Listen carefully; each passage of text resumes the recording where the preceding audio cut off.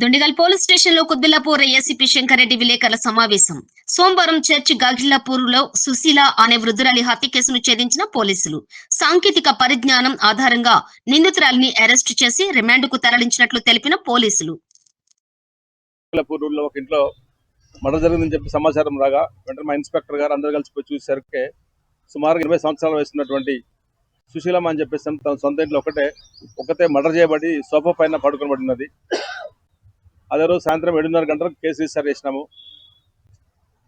ఆ తర్వాత విచారించిన తర్వాత ఏ విధంగా మర్డర్ అని చెప్పేసి అని తెలుసుకొనగా గత నెల రోజుల నుంచి ఎవరైతే పని ఇచ్చినారో వాళ్ళ ఇంట్లో ఒక బాత్రూమ్ పని అవుతుంది ఇంట్లోనే. ఆ ఇంట్లో పని కోసం వచ్చినటువంటి కవిత అని చెప్పేసి అని ఆమె నేటివ్ ఆఫ్ మెదక్ జిల్లా సంగారెడ్డి జిల్లా జోగిపేట దగ్గర పోతురెడ్డిపల్లి గ్రామానికి చెందినటువంటి మహిళ. ఈమె తను పరిచయం పెంచుకుని పనిచేస్తున్నప్పుడు రోజు ఆమెతో కలిసిమెలిసి ఉండటము, మంచిగా మాట్లాడుకోవటము, నమ్మకం వచ్చిన తర్వాత ఈ మొక్కతే ఉంటుంది ఇంటి దగ్గర. అమ్మతో పడ్డ వాళ్ళ మనవడు ఉంటాడు. తను ఉదయం ఉద్యోగానికి పోయి సాయంత్రం వస్తుంటాడు.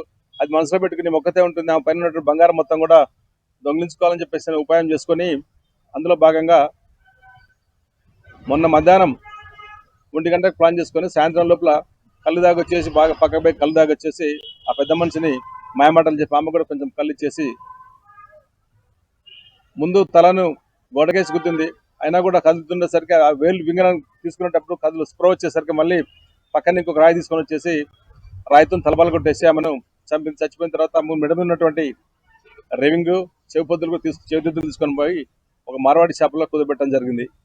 ఆమెను 24 గంటల లోపలనే మా Dundigal police inspector Satish, Balareddy and CCS Shyam, CCS inspector and Dalnaidu, CCS inspector Dalnaidu, SOT inspector Shyam and వాళ్ళ ఎస్ఐలు అందరూ కలిసి కూడా మర్డర్ జరిగిన తర్వాత 24 గంటల లోపలనే ఈ కేసు ఛేదించి మా వాళ్ళ నేరస్తులను పట్టుకోవడం జరిగింది.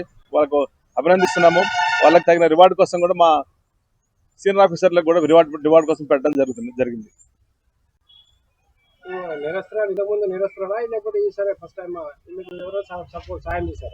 ఎవరి సాయం తీసుకోలేదు. ఎవరైనా సాయం తీసుకుంటే బయటకు వస్తున్న ఉద్దేశంతో ఆమెను మచ్చిగా చేసుకొని ఒకతే ఉంటుంది అని చెప్పేసి ఆమె యొక్క మంచితనాన్ని అర్థం చేసుకొని మాయమాటలు చెప్పి ఆమె ఫుల్ కళ్ళు దాగి పెద్దావిడ కూడా కొంచెం కళ్ళు దాపి తీసుకొచ్చేసి కళ్ళు దాపి ఆమెని మర్డర్ చేయడం జరిగింది.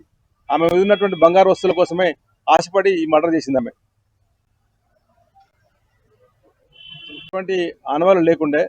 కానీ ఆ ఇంటి పక్కన ఉన్నటువంటి శ్రీకర్ రెడ్డి అని చెప్పేసి ఒక వ్యక్తి, అంతకుముందు గతంలో ఆ శ్రీకర్ రెడ్డితో మేము అక్కడ అంతకుముందు ఒక 4-5 months కింద ఒక మర్డర్ జరిగింది. అక్కడ ఆ పొలాల్లో మర్డర్ జరిగినప్పుడు ఆ మేరీమాత గారి విగ్రహం ఉన్నప్పుడు శ్రీకర్ రెడ్డి అనే వ్యక్తికి మేము శ్రీకర్ రెడ్డి ఇక్కడ చీకటి ఉంది, టెంపుల్ ఉంది కదా, ఒక సీసీ కెమెరా పెడితే బాగుంటుందని చెప్పేసి మేము రిక్వెస్ట్ చేశాము. అందులో భాగంగా శ్రీకర్ రెడ్డి కెమెరా ఏర్పాటు చేసినాడు. ఇప్పుడు ఆ శ్రీకర్ రెడ్డి పెట్టినటువంటి ఆ కెమెరా ద్వారా మాత్రమే ఇప్పుడు ఈ మర్డర్ కేసు డీటెయిల్ జరిగింది.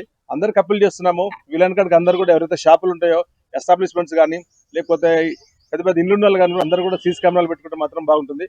అట్లనే ఎవరికైతే మీ ఇంటి యజమానులందరూ కూడా చెప్తున్నాము, మీరు కిరాకి ఇచ్చిన వాళ్ళకి కానీ లేకపోతే పని కోసం వచ్చిన వాళ్ళకి కానీ అనవసరంగా వాళ్ళ గురించి తెలుసుకోకుండా ఎవరు పడితే వాళ్ళకి మంచిగా చేసుకొని మంచిగా మాట్లాడదు మాత్రాన మీ సొంత విషయాలు చెప్పి మీ ఇంటి విషయాలు చెప్పి అనవసరంగా దగ్గర తీసుకోవద్దని చెప్పేసి వాళ్ళకి విజ్ఞప్తి చేస్తున్నాను.